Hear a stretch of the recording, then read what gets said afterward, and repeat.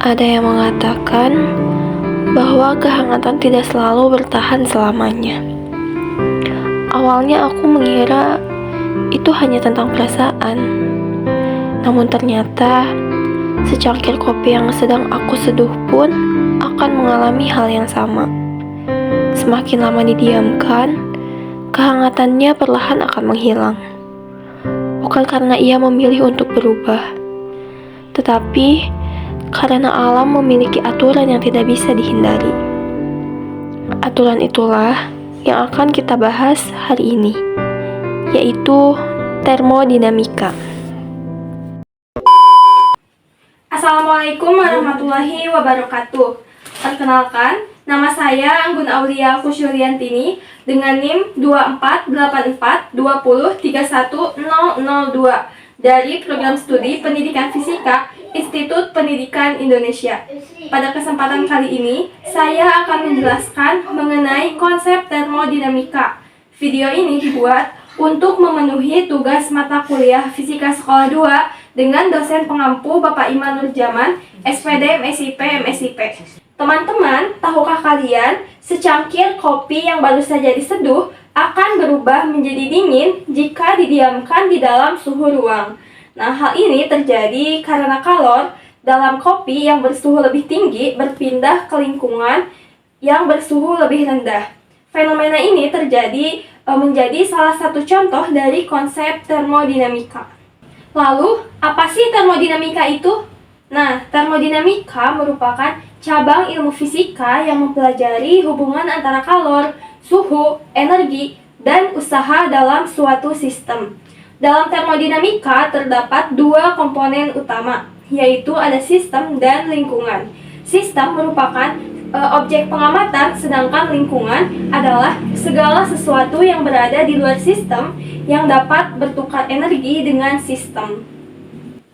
Nah, termodinamika memiliki 4 hukum utama. Hukum ke-0 menjelaskan kesetimbangan termal. Hukum pertama menyatakan bahwa energi tidak dapat dimusnahkan maupun diciptakan, tetapi hanya dapat berubah bentuk. Hukum kedua menjelaskan bahwa ketika kalor yang bersuhu lebih tinggi mengalir ke suhu yang lebih rendah. Sedangkan hukum ketiga menyatakan bahwa ketika kalor mendekati nilai nol mutlak, maka entropi suatu kristal sempurna mendekati nilai nol minimum. Selain memiliki hukum-hukum dasar, termodinamika juga memiliki beberapa proses. Yang pertama ada proses isotermal, terjadi ketika suhu tetap. Yang kedua ada proses isobarik, terjadi ketika tekanan tetap. Yang ketiga proses isotorik, terjadi ketika volume tetap. Dan yang terakhir ada proses adiabatik, terjadi tanpa adanya perpindahan kalor antara sistem dan lingkungan. Nah, teman-teman, konsep termodinamika dapat kita temukan dalam kehidupan sehari-hari. Kulkas memindahkan kalor dari dalam keluar sehingga makanan tetap dingin. AC menjaga suhu ruangan tetap nyaman. Kemudian, mesin kendaraan mengubah energi kimia menjadi energi gerak. Bahkan, tubuh manusia menerapkan konsep termodinamika melalui proses metabolisme.